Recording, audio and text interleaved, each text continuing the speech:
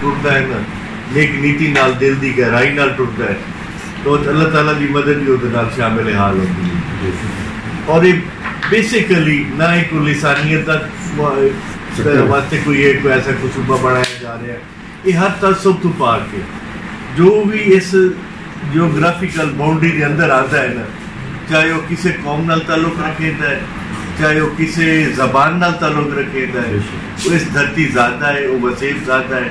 اسی ادھر کدی نہیں آخیا کہ مائگریٹڈ ہے تے اسا اس دھرتی دے وارث ہے وہ اتنا ہی وارث ہے جتنے ایسا ہے. اگر ساری حق تلفی ہوندی پئی ہے تو وہ بھی اتنی حق تلفی ہوندی پئی ہے.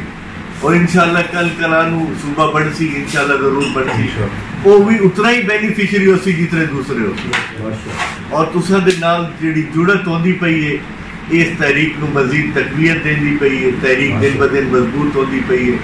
اور وہ تسی کتھائیں بھی پڑھو نا جتنے بھی ریولوشن آیا ہے انقلاب آیا ہے تو سب تو پہلے لوگوں کی سوچ نو بدلیا گیا.